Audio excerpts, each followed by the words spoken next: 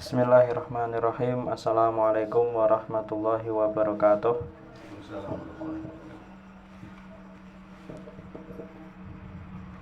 Alhamdulillahirabbil alamin wassalatu wassalamu ala nabiyyina Muhammadin wa ala alihi wa sahbihi ajma'in. Allahumma inna nas'aluka an taj'alana min ahlil Qur'an alladzina hum ahluka wa khasatik. Allahumma faqihna fid din.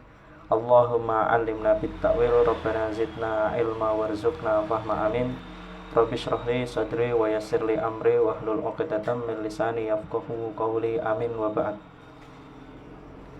Pembahasan kita masih seputar tentang fikih nazilah ini ya, tentang fikih menyikapi realita kejadian sekarang, wabah penyakit taun kan itu, wabah penyakit. Jadi pembahasan kita tentang at-taun, wabah penyakit.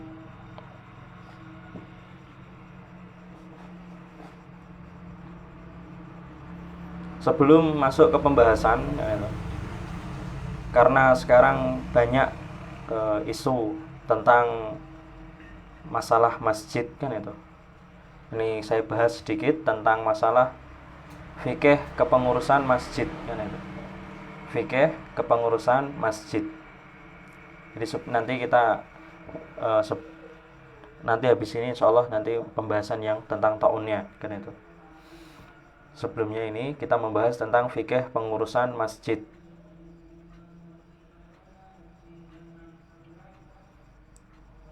Atau fikih masjid kan itu, fikih ahkam, hukum-hukum tentang pengurusan masjid kan itu.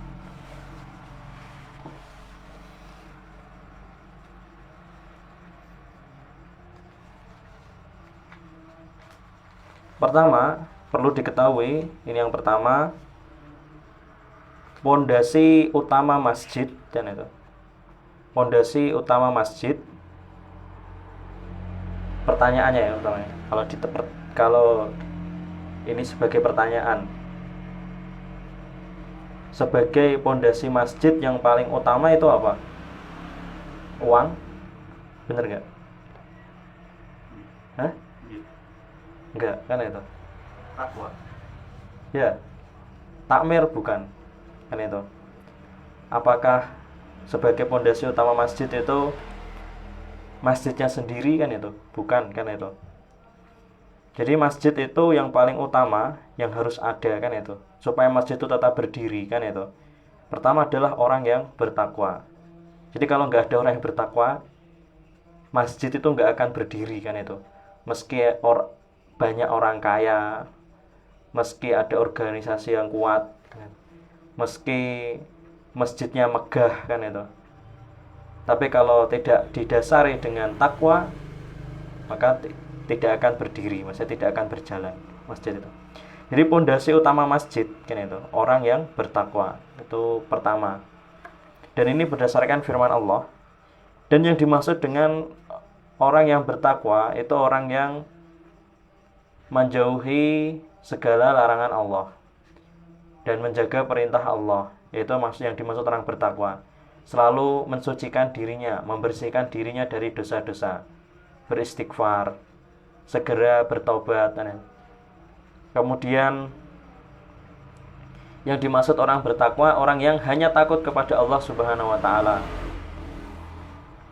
Dan bahkan pernah kita kaji yang kemarin sebelumnya itu di surat At-Taubah, yang berhak mengurus masjid kan itu, yang bisa benar-benar bisa mengurus masjid itu memang hanya orang-orang yang tidak takut kepada apa saja kecuali hanya kepada Allah Subhanahu wa taala. Jelas ya. Jadi yang paling berhak mengurus masjid itu adalah orang yang betul-betul tidak takut dengan apapun kecuali hanya kepada Allah Subhanahu wa taala. Dan itu tema ayatnya jelas sekali. Innama ya'muru masajidallah, surat At-Taubah ayat berapa? 18. Innama ya'muru masajidallah, yang berhak. Dan sebelumnya di ayat yang ke-17 itu menjelaskan orang yang tidak berhak ngurus masjid. Orang yang tidak berhak ngurus masjid itu orang musyrik. Kan itu. Dan yang berhak, yang enggak berhak ya. Jadi kayak ayat yang 17 itu menjelaskan orang yang tidak berhak.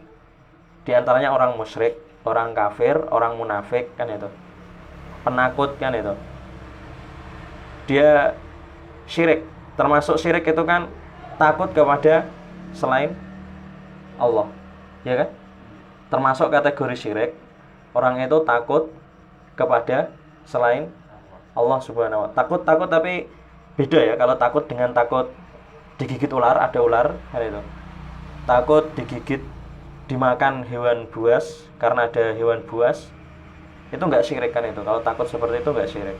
Tapi kalau takutnya tidak mendasar kan itu, tidak mendasar kan itu, pokoknya wah ini Mas Yakub satpam kan itu, tadi habis ketemu sama orang-orang di jalan pasti bawa virus kan itu, takutnya itu.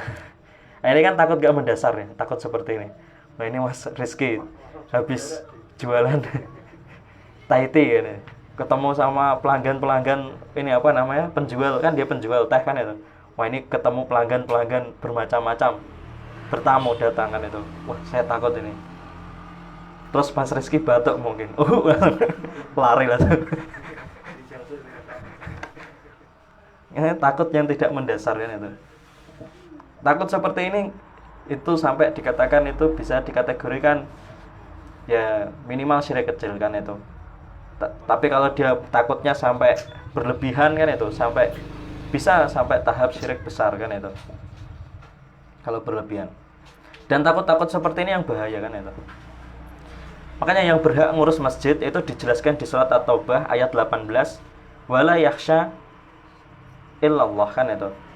Kan innama ya'muru masajidallah man amana billah wal yaumil akhir wa aqamas shalah wa ataz zakah wala yakhsha illallah kan itu.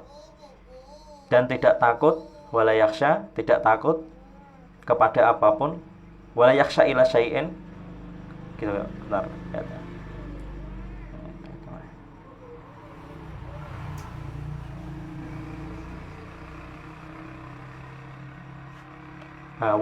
Walam yakhsha illallah kan itu. Walam yakhsha illallah. Dan tidak takut, maksudnya tidak takut kepada apapun kecuali kepada Allah Ta'ala. Waalaikumsalam warahmatullahi wabarakatuh.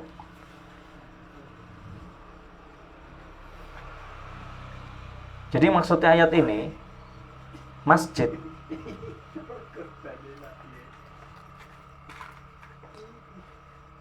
itu kalau dipasrahkan kepada orang musyrik, orang liberal, sama orang sekuler yang tidak betul-betul bertauhid kan itu, akhirnya gini, kalau terjadi masalah kan itu, contohnya seperti ini, akhirnya kepengurusan masjid itu tidak berjalan kan itu, karena diurus oleh orang-orang yang tauhidnya lemah kan itu.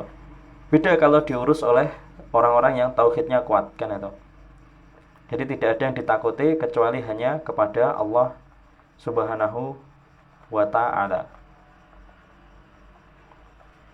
Fikih pengurusan masjid.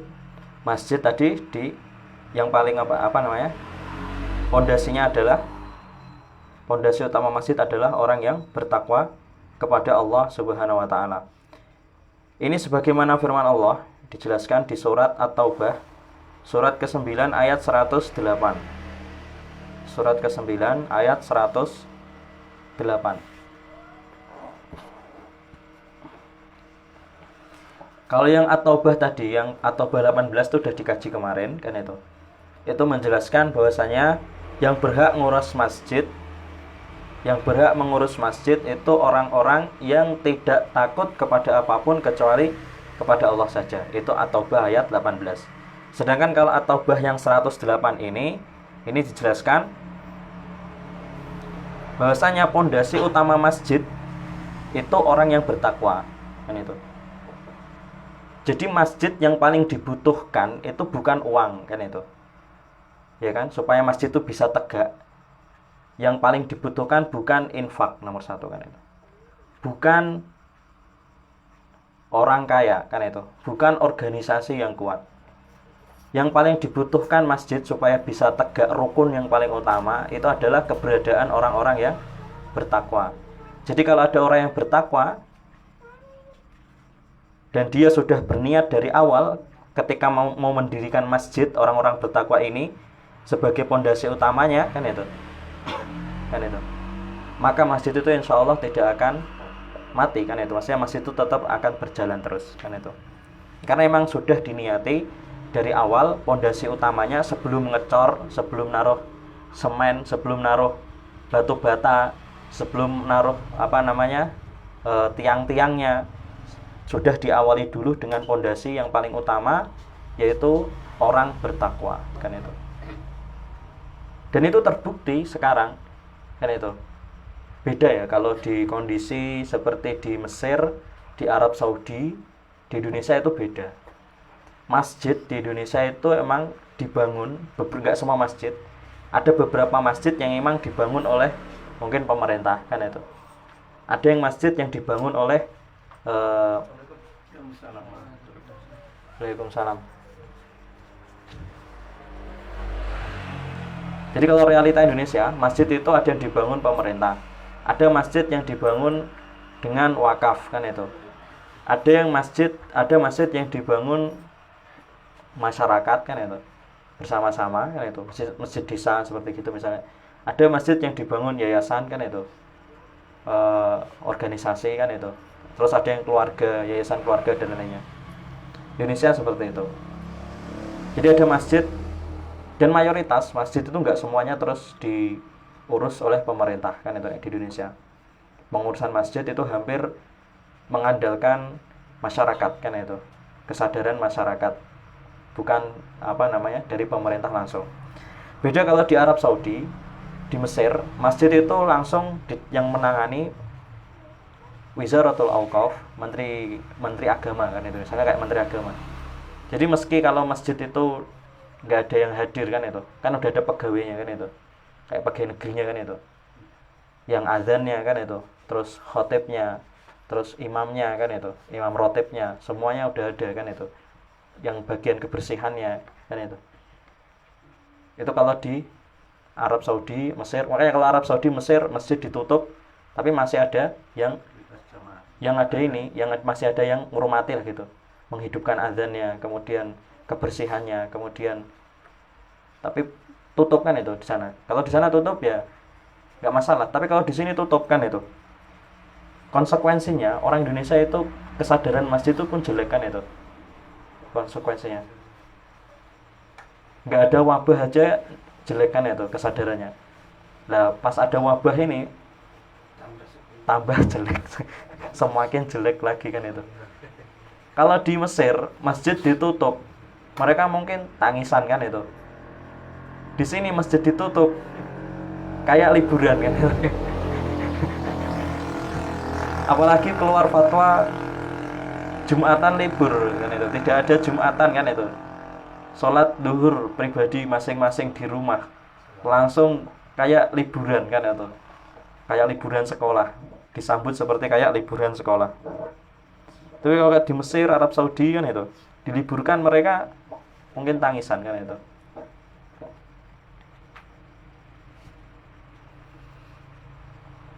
A'udzubillah, surat tadi, surat At-Taubah.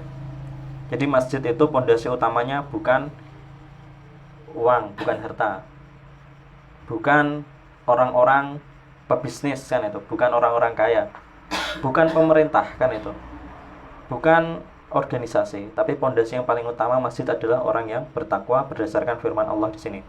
Surat At-Taubah ayat 108. La takum fihi abadan.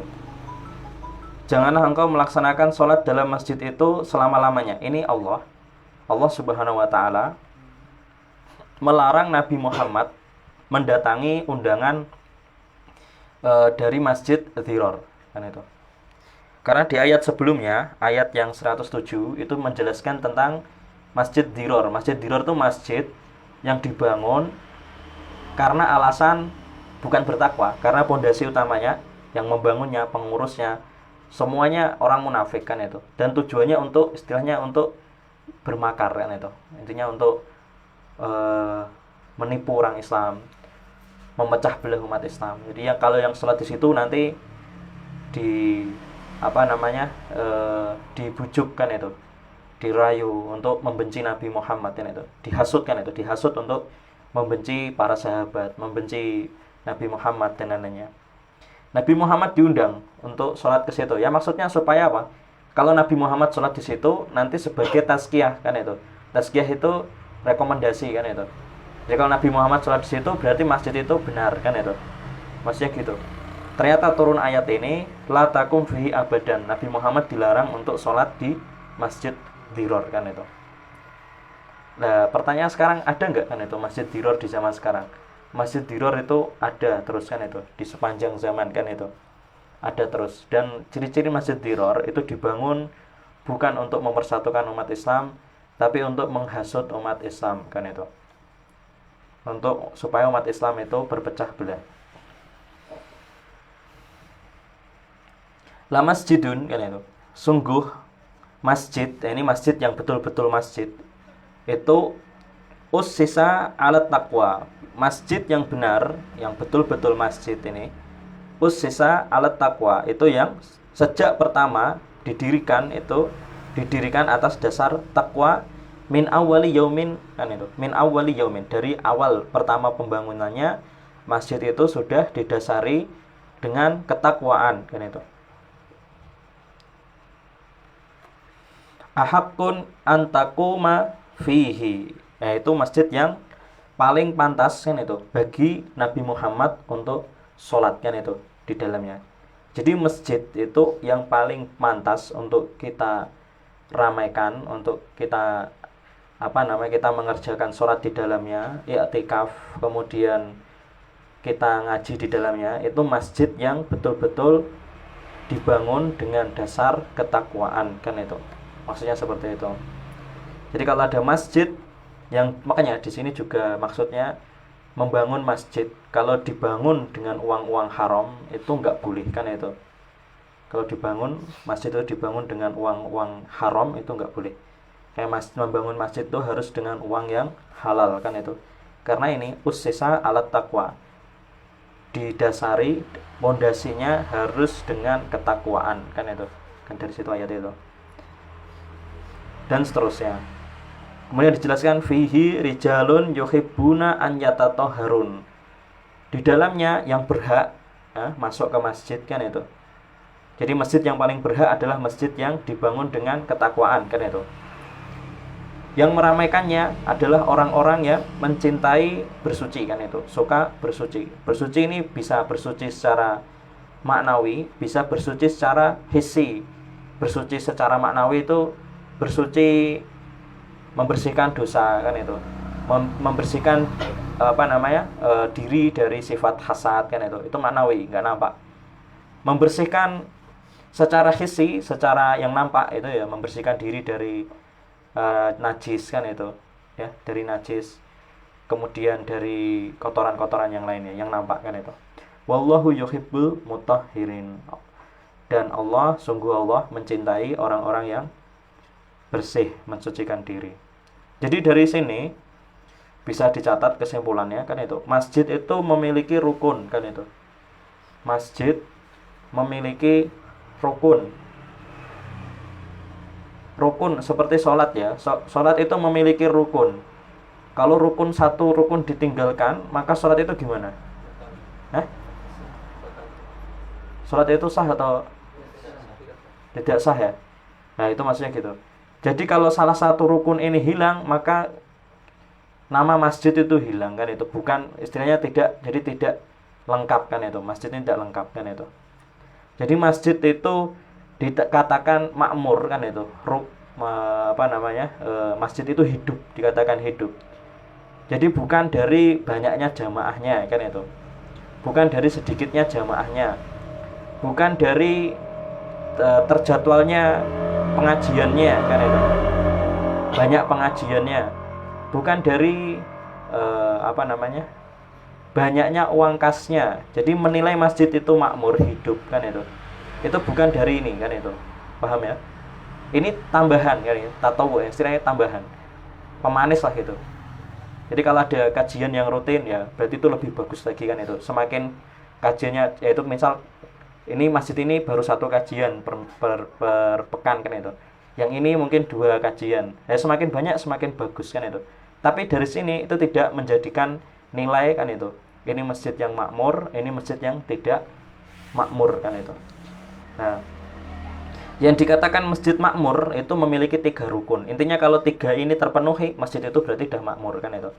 Dan nanti kalau sudah makmur, pengen nambah lagi, nambah dan berkurang, itu tadi tinggal ditambah jumlah jamaahnya. Semakin banyak jamaahnya semakin bagus kan itu. Kemudian imamnya, kalau imamnya semakin bertakwa, paham fikih kan itu, semakin bagus bacaannya kan itu, semakin bagus akidahnya, ya semakin tambah nilai, memiliki nilai tambahan kan itu. Kemudian kalau uang kas, uang infaknya termanage dengan baik kan itu, tersalurkan dengan baik kan itu, atau mengelola, mungkin tambahan lagi mengelola zakat kemudian disalurkan dengan baik kan itu, kan semakin bagus kan itu. Pertama kan itu ibadah kan itu, ini yang paling utama, karena tadi lamasjidun ussisa bit taqwa kan itu, sungguh masjid itu yang didasari oleh ketakwaan kan itu, min awwali yaumin, dari pertama pembangunannya, didirikannya, ahaqqu an taquma fihi, itu masjid yang paling berhak, yang paling pantas dimakmurkan, yang paling pantas, kalau di ayat itu yang paling pantas bagi Nabi untuk sholat kan itu di dalamnya. Itu masjid yang dibangun dengan ketakwaan. Pertama ibadah kan itu. Ini rukun yang paling utama, ibadah. Dan ibadah di sini rinciannya yang paling asas, ibadah yang paling asas pertama adalah azan kan itu. Azan. Ini enggak saya detailkan lagi ya ayatnya. Intinya azan kan itu. Penjelasan ya, ibadah yang paling utama supaya masjid itu dikatakan makmur, hidup, ada azan kan itu. Pertama. Karena ada hadisnya itu, Nabi itu mau berperang kan itu. Ada hadis itu, Nabi mau berperang, mau menyerang kan itu. Sebuah desa, desa lah gitu. Sebuah desa mau diserang kan itu. Jadi Nabi kalau mau nyerang itu nunggu kan itu, menunggu. Kalau ada suara adzan kan itu, berarti di situ ada orang muslim, tidak jadi diperangi. Nah, ini fungsi adzan itu gitu. Jadi kalau ada adzan kan itu, berarti di situ negara itu, tempat itu, desa itu Islam kan itu minimal gitu. Itu hikmah atau faedah adzan salah satunya gitu. Dan faedahnya banyak sekali sebenarnya adzan ini. Karena adzan itu tidak jadi diserang sama orang muslim kan itu, karena ada azan kan itu. Azan 5 waktu, salat 5 waktu. Kemudian salat 5 waktu ya betul. Setelah azan salat 5 waktu kan itu, dilaksanakan salat 5 waktu. Berjamaah ya. Salat 5 waktu berjamaah.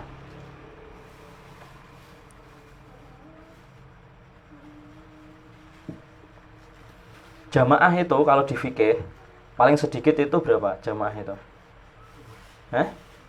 Berapa? 2, betul. Jamaah itu, jadi dikatakan jamaah itu paling sedikit 2 kan itu. Paling sedikit 2. Kalau dalam sholat ya, Tapi kalau dalam bahasa jamaah paling sedikit itu 3 kalau secara bahasa. Kalau secara bahasa jamaah paling sedikit itu 3. Kalau sholat jamaah paling sedikit itu 2. Jadi sudah disebut jamak atau jamaah. Kalau sholat Jumat paling sedikit 3 kan itu.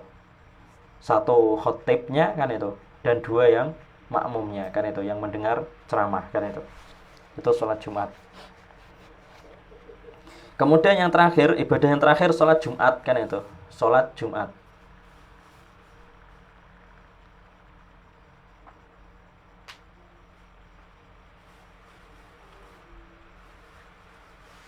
Ini ibadah. Jadi kalau sudah ada azan, kemudian sholat 5 waktu, dan sholat Jumat, masjid itu makmur kan itu. Masjid itu sudah makmur kan itu. Kewajiban gugur kan itu. Kewajiban untuk memakmurkan masjid gugur kan itu. Ketika ada azan. Dalam ibadah ini salah satunya nggak ada, berarti semua dosa. Iya, dosa. Semua dosa karena kewajiban bersama. Jadi ini bukan kewajiban individu. sifatnya bukan individu. Karena kalau kewajiban individu itu bisa dikerjakan tanpa bantuan orang lain, kan itu. Jadi misal seperti puasa Ramadan jenengan puasa sendiri kan itu, nggak perlu nunggu istri baru puasa kan itu, nggak perlu nunggu kedatangan orang lain baru puasa. Tapi kalau menghidupkan ini azan, kemudian sholat 5 waktu, sholat Jumat ini kan membutuhkan kesadaran bersama, ditanggung jawab bersama kan itu. Nggak bisa sendiri kan itu, sendirian nggak bisa kan itu. Sholat Jumat, soalnya tadi sholat jamaah itu kan minimal 2 kan itu, ya kan, berarti kan harus menghadirkan orang lain kan itu. Kemudian sholat Jumat itu kan 3 minimal kan itu. Udah ya, paham sampai sini ya? Kalau di lingkungan kan ada musola, kan nggak ada jumatan di sana. Musola kan nggak ada jumatan. Bisa juga kan? Enggak, musola enggak. Musola enggak. Kan nggak ada jumatan kan? Enggak, musola enggak. Musola tidak. Masjid ya. Masjid kan itu. Masjid itu yang dipakai sholat Jumat kan itu. Musola yang enggak dipakai sholat Jumat. Kemudian jadi pertama ibadah. Ini sudah dijelaskan kan itu di surat An-Nur. Surat An-Nur surat ke-24 ayat 36. Surat An-Nur surat ke-24 ayat 36.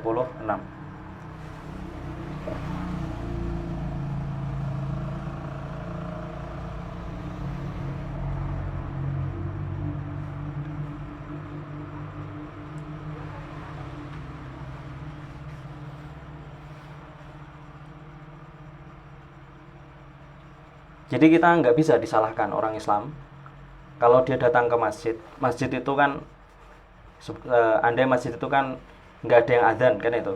Jenengan datang kemudian azan, nggak bisa disalahkan. Karena emang ini udah menjadi amalan dasar kan itu dalam menghidupkan masjid kan itu. Jenengan datang ke masjid kemudian menghidupkan speaker azan kan itu. Atau kalau gak ada speakernya, jenengan gak tahu, jenengan azan tanpa speaker kan itu gak apa-apa kan itu. Dan itu memang syariat dan wajib kan itu, menghidupkan azan kan itu.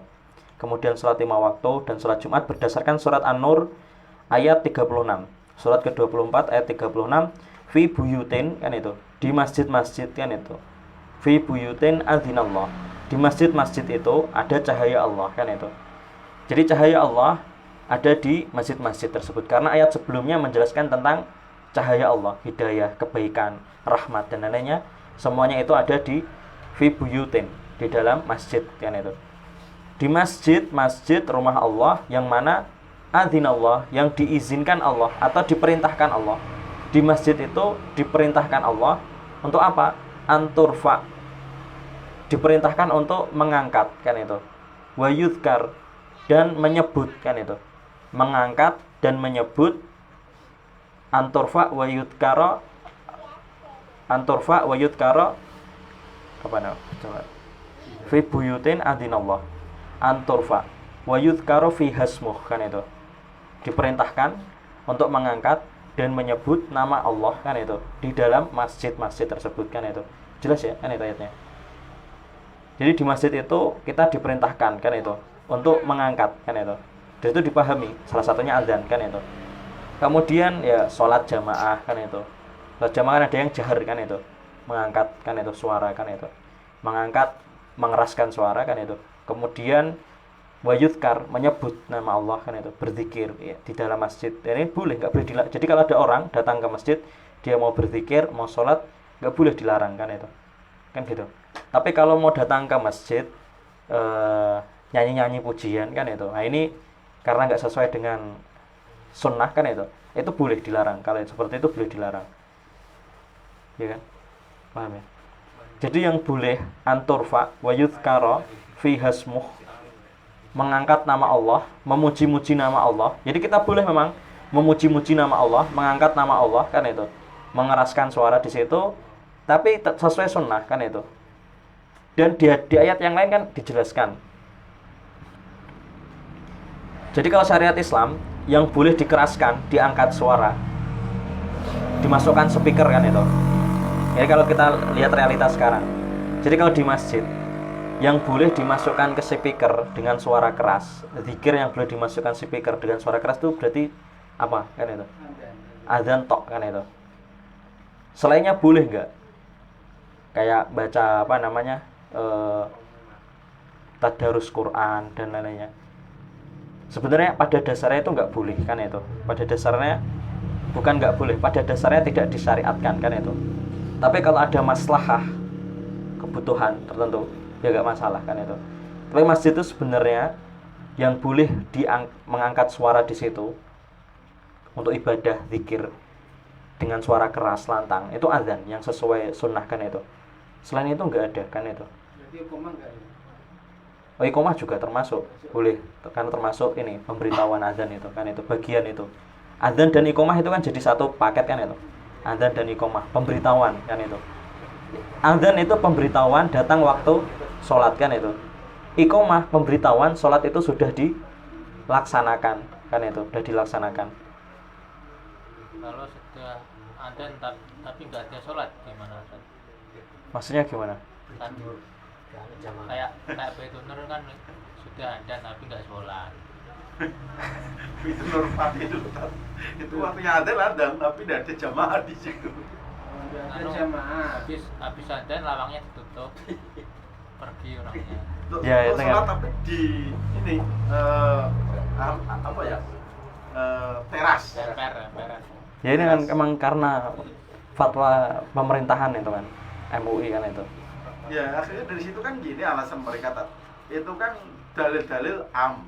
Ya ini kan ada dalil khusus itu di alasannya gitu. Jadi sebenarnya mudah itu, apa namanya? Mereka itu kan ijtihad kan itu. Mereka ijtihad. Fatwa-fatwa ulama kan itu. Kemudian juga dari perintah dari pemerintahan kan itu, diperintahkan dari pemerintah kan itu untuk apa namanya tidak berkumpul kan itu.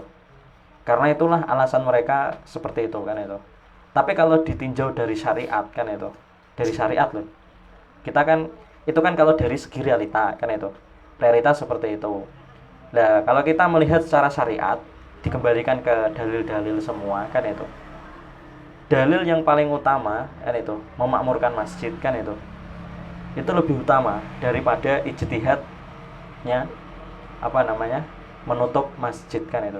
Jadi orang ini apa namanya semua fatwa nggak menyisihkan ya Mesir. Jadi semua di Mesir, di Arab Saudi, semua negara kan itu berfatwa kan itu. Ulama-ulamanya berfatwa menutup masjid kan itu. Mereka berfatwa ini kan ijtihad kan itu, paham ya? Ijtihad, fatwa itu kan ijtihad. Nilainya kan ijtihad dalam Islam. Ijtihad itu harus dihargai kan itu. Tapi ijtihad itu kalau dibenturkan dengan, jadi ada orang berpegang dengan ijtihad. Saya berpegang dengan ini fatwa ulama-ulama, ini ijtihad. Terus jenengan datang, saya nggak berpegang dengan fatwa tersebut, ijtihad tersebut. Saya berpegang dengan nas Al-Quran kan itu untuk memakmurkan masjid kan itu. Saya ini dibenturkan seperti itu, jenengan ngeyel kan itu. Pakai Al-Quran kan itu jelas sekali di ayat Al-Quran kan itu idza nudiya lis-shalah mi yaumil jum'ah fas'au ila dzikrillah, misal seperti itu surat Al-Jum'ah. Jika diseru idza nudiya lis-shalah, diseru untuk sholat kan itu di hari Jumat kan itu, fas'au ila dzikrillah, berusahalah semaksimal mungkin kan itu untuk menjawabnya kan itu, menunaikan kan itu, mendatangi seruan tersebut kan itu, fas'au ila dzikrillah, misal seperti itu. Ya itu nggak bisa ditolak dengan ijtihad yang dibenturkan seperti ijtihadnya kalah kan itu, misal gitu, paham kan jadi kan? Jadi ada orang ijtihad nutup masjid kan itu, kita bawa pakai ayat dalil Al-Quran tentang idza nudiya lis-shalah min yaumil jum'ah fas'au ila dzikrillah. Ijtihad kalah karena ini firman Allah kan itu, kan firman Allah kan itu. Kemudian ayat ini surat An-Nur fi buyutin adzinallah, jelas sekali loh, di masjid-masjid itu Allah perintahkan kan itu untuk apa? Mengangkat dan menyebut nama Allah kan itu. Kan itu, mengangkat dan menyebut nama Allah. Wa yusabbihu fiha bil ghudwi wal asal dan seterusnya. Bertasbih di dalamnya di waktu pagi dan di waktu petang. Ini diperintahkan Allah untuk mengangkat, menyebut namanya, dan bertasbih kan itu. Sholat maksudnya. Sholat di waktu pagi dan di waktu petang kan itu. Kan jelas sekali ayat itu. Jenengan bawa ayat itu, yang satu pakai ijtihadnya kalah kan itu. Ijtihadnya kalah kan itu. Kalaupun kondisi seperti ini, kalaupun dipaksa itu istilahnya. Jadi yang pakai ijtihad kan itu, ya tetap namanya ijtihad kan itu, tetap harus dihargai kan itu, harus dihargai. Kalau sampai menimbulkan fitnah kan itu, lebih baik dihindari kan itu, lebih baik dihindari. Jadi kalau emang keputusan pemerintah nutup masjid kan itu, keputusan pemerintah nutup masjid, dan jenengan nggak bisa, istilahnya nggak bisa memberi pengaruh sama sekali kan itu, nggak punya kekuasaan dalam masalah itu, ya lebih baik minggirkan itu. Jangan kalau ada masjid lain sholat di masjid lain, kalau masjid lain nanti juga ditutup kan itu, cari masjid yang lain. Ternyata semua masjid ditutup, ya udah sholat di rumah paling terakhir kan itu. Paham? Di zaman sahabat juga ada banyak sahabat, di zaman sahabat itu banyak kan itu. Ada beberapa sahabat, namanya lupa saya sahabatnya kan itu, mengumpulkan orang-orang untuk sholat Jumat kan itu, tidak di masjid tapi ya di lapangan atau di rumahnya kan itu, dan itu emang ada. Jadi masjid kalau ditutup seperti itu, ditutup pemerintah karena ijtihad ulama-ulama pemerintah seperti itu kan itu sebenarnya marjuh kan itu, mereka itu marjuh karena dasarnya nggak kuat kan itu, lemah sekali kan itu. Marjuh itu dasarnya lemah, tapi mereka masih berdalil kan itu. Jadi karena masih berdalil itu masih kita hargai kan itu. Paham? Paham kan? Penerapannya nggak terus dikafirkan gitu loh istilahnya, nggak terus diperangi kan itu, karena masih mereka berdalil dan masih kena syubhat kan itu, takwil atau dan lainnya. Dan ini banyak di kalangan sampai ustadz kan itu berbeda pendapat. Jadi kondisinya emang ini berbeda pendapat. Ada yang nyuruh wajib sholat di rumah kan itu. Ada yang mengatakan haram sholat di masjid kan itu. Ada yang mengatakan tetap hukumnya nggak berubah kan itu. Kalaupun rukhsah kan itu, dari wajib turun ke sunnah kan itu, kan masih ada perintahnya berarti kan. Sunnah itu kan masih diperintahkan kan itu. Kalau seperti saya itu kan jamaah biasa, tidak punya suatu kekuasaan yang aja itu Iya. tetap sebagaimana, tapi tidak ada tekanan. Kalau sholat di situ ya tetap bisa, karena pintunya masih terbuka dan bisa melakukan adzan. Itu termasuknya saya harus di mana? Yang jadi kan masjidnya masih dibuka kan? Iya. Masjid, jadi masjid An-Najah kan itu.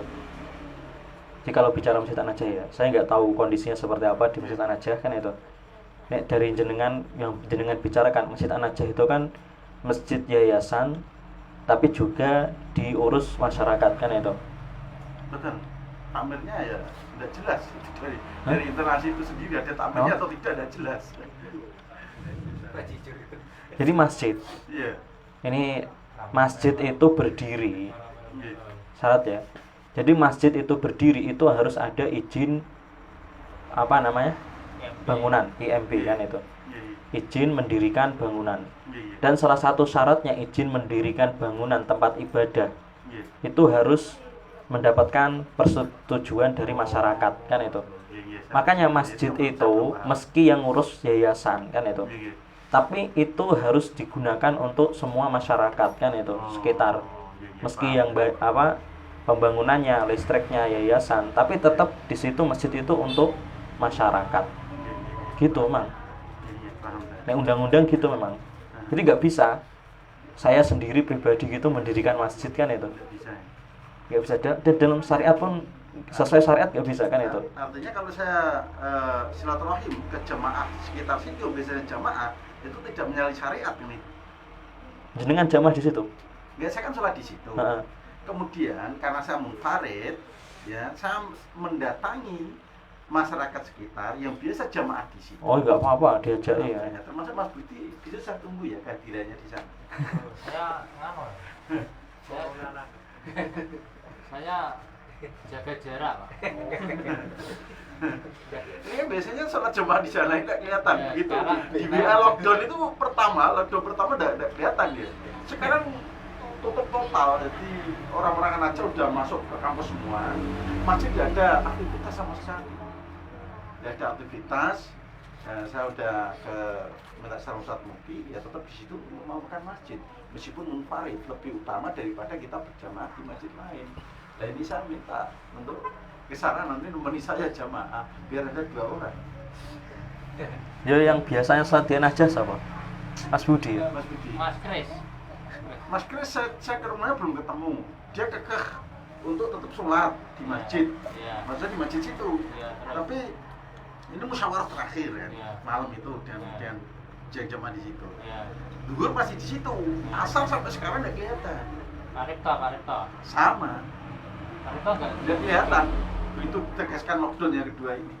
Pak Ridwan juga tidak. Pak Agus subuh dia masih datang dengan anaknya, tapi begitu tahu meskipun sudah saya sampaikan saja musyawarah di situ, dia juga tidak nongol lagi.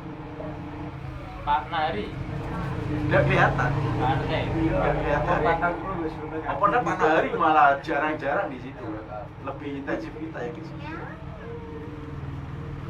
Itu kan Ya nanti dibahas lagi, mau nggak dilanjutkan. Jadi semangatnya Pak Aziz itu nggak salah Pak Aziz, nggak apa-apa kan itu. Dan Masjid An-Najah itu beda kalau ada larangan dari polisi kan, atau dari Pemda Pati kan itu, atau dari desa kan itu. Itu kan mungkin masih di lingkup desa, wilayah desa, apa desanya? Langitan. Ya, misal kalau kepala desanya apa namanya? Melarang kan itu. Mungkin ditulisi, mungkin desa mungkin punya apa namanya? Kalau tempat di blok kan itu ditulisi, ada stempelnya dari desa, nggak boleh sholat di masjid ini sementara kan itu. Nah, kalau kondisi seperti itu, diberes polisi juga Bang enggak? hah? Polisi lain. Itu kan yang desa. Misal kalau dari desa. Nanti kalau dari kecamatan mungkin dari dicapkan itu dari Pak Camat kan itu. Pak Camat dan kepala desa mungkin kalau tampil lagi dari Pemda Pati kan itu nggak boleh, sementara nggak boleh sholat di masjid ini, ada suratnya kan itu, ditempel kan itu mungkin kan itu. Nah, kalau kayak gitu udah kan itu nggak usah di situ dulu, daripada bikin fitnah kan itu. Dan fitnah itu kalau merusak jenengan kan itu, lebih baik jenengan pergi kan itu. Tapi kalau dengan fitnah itu jenengan bisa merubah kan itu, maksudnya diri jenengan tidak rusak kan itu, tapi jenengan bisa merubahnya kan itu nggak apa-apa, bagus kan itu. Otomatis jenengan kan kalau misal itu setingkat stempelnya, kalau setingkat bupati, jenengan bisa merubah, berarti jenengan kan harus di atas bupati kekuatannya kan itu. Kalau di secara logika kan itu, jenengan kalau kan ada stempel bupati, kalau jenengan punya kewajiban merubah di situ, berarti harus punya kekuasaan di atasnya itu bupati kan itu, misal kan itu. Ya kan Pak Aziz? Ya artinya tidak harus seperti Masjid Al-Aqsa yang dijaga polis, tidak sampai terjadi perebutan senjata lah ibaratnya seperti itu enggak ya. Harus kita tinggalkan mending ya. Yang mana? Di masjid yang Ya ini ibaratnya Al-Aqsa. Heeh. Masjid Al-Aqsa beda kondisinya. Masjid Al-Aqsa itu situs yang nampak sekali kan itu. Iya. Kalau ditutup bisa umat Islam marah semua sedunia kan itu. Nah, Kan beda. An-Najah sama Al-Aqsa nggak kalau dibandingkan beda kan itu. Waduh. Ada. Enggak, artinya gitu loh. Kalau sampai Mas, ini ke depannya maksud saya ke depannya. Jadi kalau ya Pak, Kedepannya, situs kedepannya. jadi Al-Aqsa itu situs kuat kan itu. Iya. Dinaskan di hadis-hadis banyak sekali. Kemudian disyaratkan di Al-Qur'an itu banyak sekali. Surat Al-Isra, Isra Mi'rajnya Nabi kan itu. Di lewat Mekah kemudian ke Baitul Maqdis kan itu. Iya, iya. Di Al-Qur'an itu ada kan itu. Itu masjid pertama itu Jan, dibangun. Ya, itu kan juga masjid pertama yang dibangun kan itu. Dan itu seandainya mau ada yang ngancam mau menghancurkan Al-Aqsa, itu langsung mesti ramai sedunia kan itu. Dulu Beda kalau An-Najah kan itu. Kiblatnya kan di situ kiblatnya. An-Najah ini kalau ditutup polisi mungkin yang protes malah cuma sedikit kan itu. Beda kalau Al-Aqsa kan itu. Sedunia bisa marah. Dan orang kafir pun sadar kan itu. Nggak berani gitu istilahnya. Nggak berani. Istilahnya kalau menghancurkan Al-Aqsa kan itu. Orang kafir sendiri kan itu. Karena lu bisa memancing istilahnya ya perang dunia kan itu. termasuk bisa memancing perang dunia. Kondisikan biar rubuh sendiri Al-Aqsa. Wah, kalau itu tetap ada yang jaga pasti Masjid Al-Aqsa masjid seperti Al-Aqsa, Keduk yo tengene itu. Masjid Nabawi kan itu, Masjidil Haram kan itu. Insya Allah itu dinaskan kan itu, masjid-masjid ini dijaga kan itu, dijaga kuatkan itu. Wallahu alam bisawab. Kemudian rukun yang kedua kan itu, rukun yang kedua,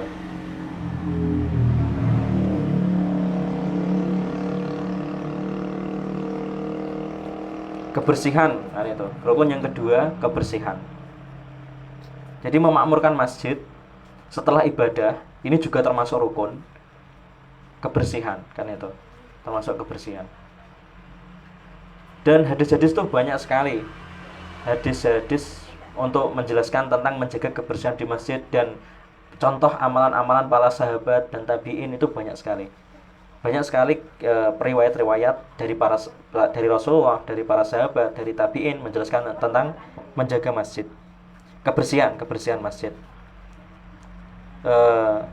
Sayangnya kebersihan masjid itu sekarang hilang kesadaran menjaga kebersihan masjid itu.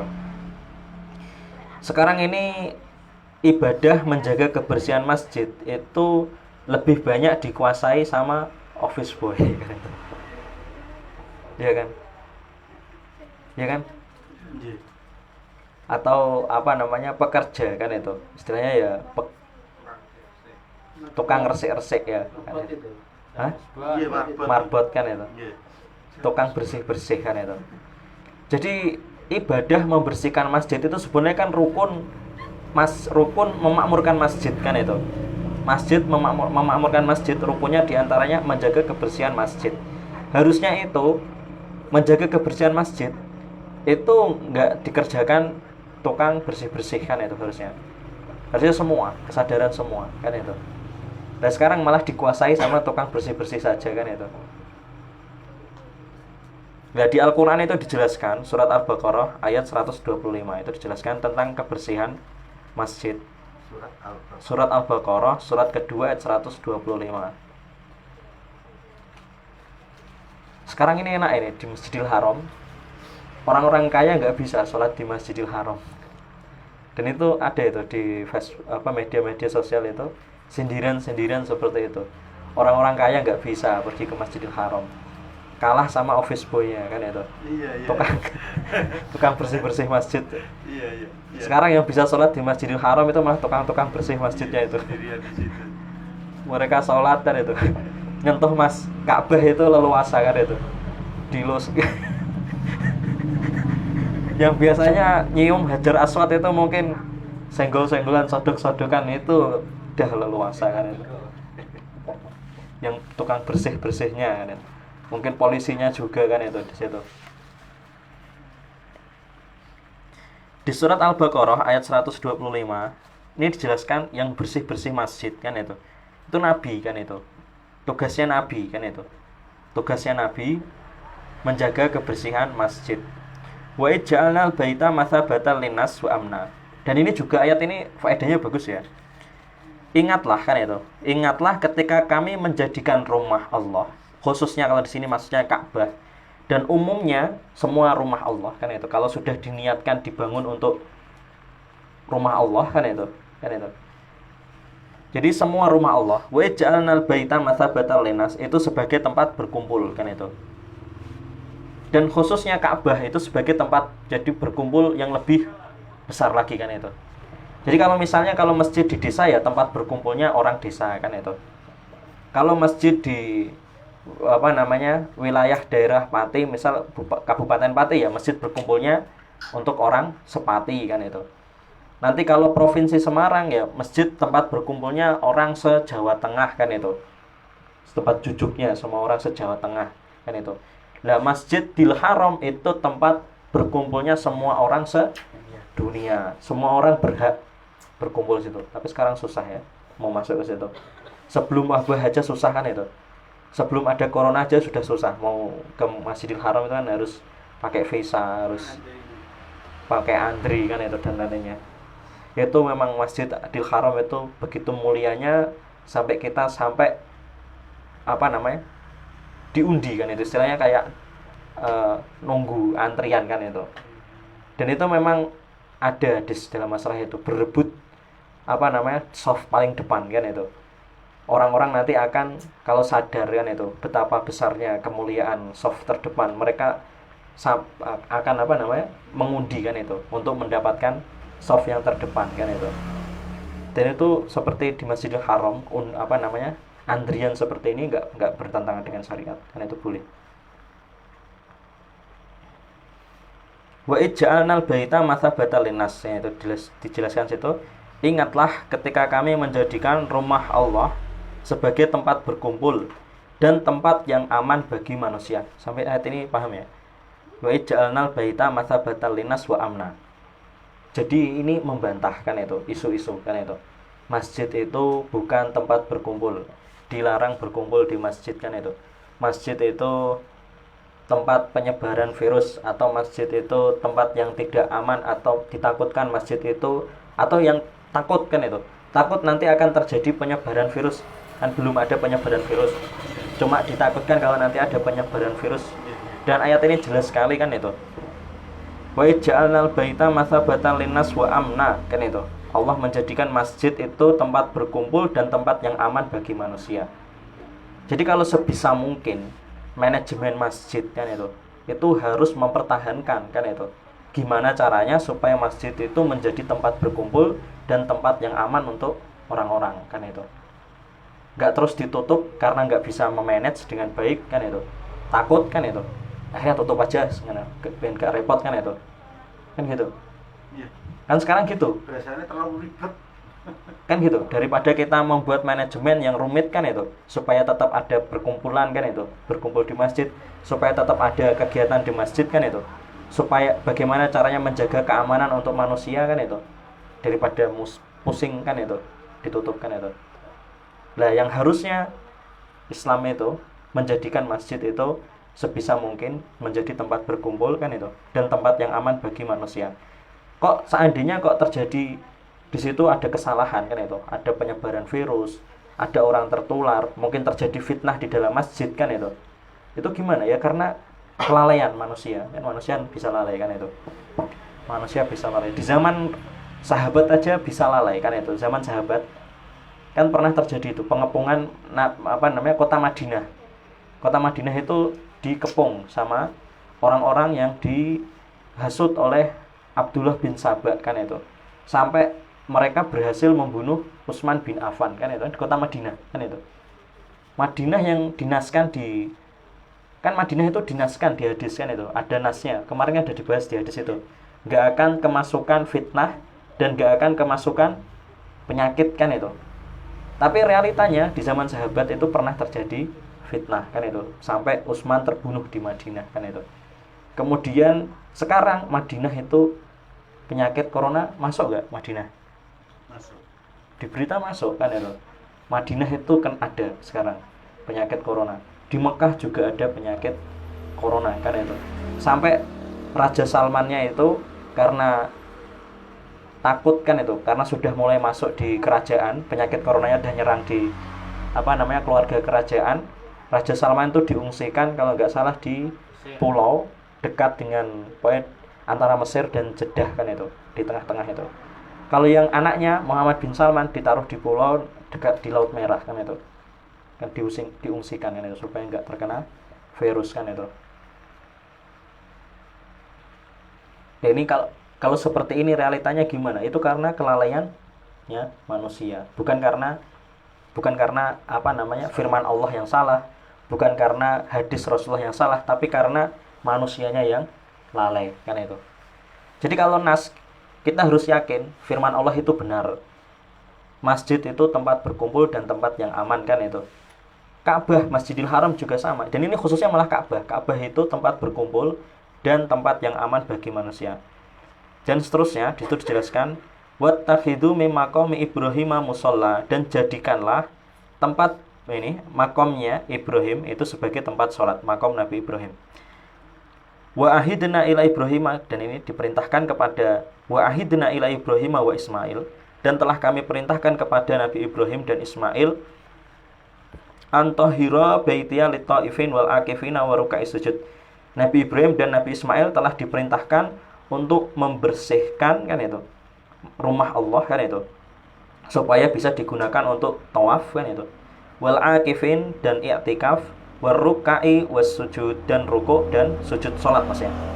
Masjid itu dibersihkan, diperintahkan untuk dibersihkan supaya bisa dipakai tawaf, atau maknanya itu kalau di masjid yang lain salat kan itu. Wal akifin supaya bisa untuk i'tikaf kan itu. Ini fungsi masjid. Jadi ini ayat ini juga menjelaskan fungsi masjid. Masjid itu fungsinya untuk apa? Yang paling utama untuk tawaf. Itu maksudnya kalau di Ka'bah. Kalau selain Ka'bah berarti untuk sholat kan itu. Wal akifin, kemudian untuk i'tikaf, berdiam diri di masjid untuk ibadah, zikir. War ruk'i was sujud, ini untuk sholat-sholat yang lainnya kan itu. Sholat-sholat sunnah kan itu. Juga sama kan itu. Kemudian yang terakhir ini fungsi masjid yang terakhir, rukun masjid yang terakhir, rukun memakmurkan masjid yang terakhir, pembangunan kan itu. Jadi tadi udah ada ibadah, sudah ada kebersihan, yang terakhir pembangunan. Yang dimaksud pembangunan apa? Merawat bangunan masjid, fisik masjid. Jadi kalau pas ada genteng yang bocor kan itu diganti kan itu. Kemudian supaya kalau nggak ada gentengnya dikasih genteng supaya bisa berteduh kan itu, supaya nggak kehujanan kan itu. Kemudian diberi air kan itu, kemudian diberi listrik kan itu, dan lainnya. Memperhatikan ini perawatan bangunan masjid. Kemudian kalau jamaahnya banyak, semakin banyak direnovasi kan itu, supaya semakin muat untuk menampung jamaah kan itu. Dan ini termasuk rukun memakmurkan masjid kan itu. Kalau ada 3 ini semua, maka masjid itu sudah makmur kan itu. Artinya kewajiban kita memakmurkan masjid itu gugur. Setelah gugur, wajib itu jadi apa berarti? Ya? Kalau kewajiban itu sudah terpenuhi, kan wajibnya hilang berarti. Jadi hukumnya jadi apa? Jadi sunnah kan itu. Menjadi sunnah. Jadi tetap ada perintah kan itu. Tetap ada perintah, tapi tidak seperti yang sebelumnya, yang wajib. Wajib itu kan kalau tidak ada yang mengerjakan dosa kan itu. Tapi karena sudah terpenuhi, kewajibannya hilang kan itu. Tapi masih ada perintah kan itu. Perintahnya dihukumi sebagai perintah sunnah kan itu. Paham ya? Ini masalah tentang memakmurkan masjid kan itu.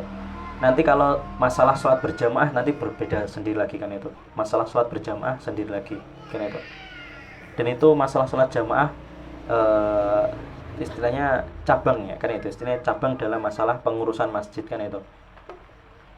Pembangunan ini berdasarkan surat At-Taubah ayat 108. Tadi udah surat At-Taubah ayat 108. La masjidun ussisa kan itu. Masjid itu, sungguh masjid itu, masjid yang benar masjid itu ussisa dibangun, didirikan atas ketakwaan min awwali yaumin, dari awal pembangunannya, min awwali yaumin ahaqqu an yaquma fih kan itu. Sejak hari pertama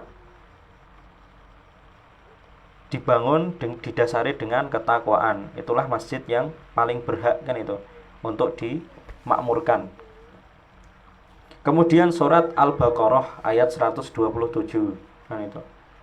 Al-Baqarah ayat 127 ini tentang Nabi Ibrahim dan Nabi Ismail lagi kan itu. Dan ini khususnya itu Masjidil Ka'bah kan itu. Wa id yarfa'u Ibrahimul qawaida minal baiti wa Ismail. Ingatlah ketika Nabi Ibrahim diperintahkan untuk meninggikan, membangun kan itu pondasi, membangun pondasi, meninggikan. Jadi pondasi itu udah ada, diperintahkan Allah untuk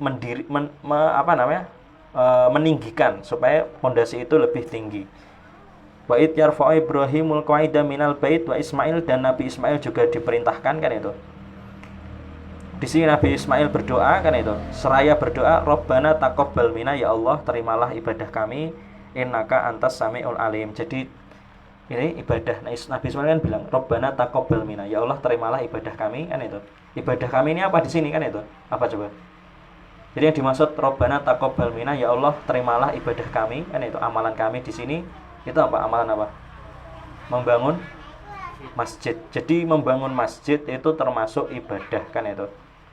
Ya, membangun masjid, ngecat masjid kan itu.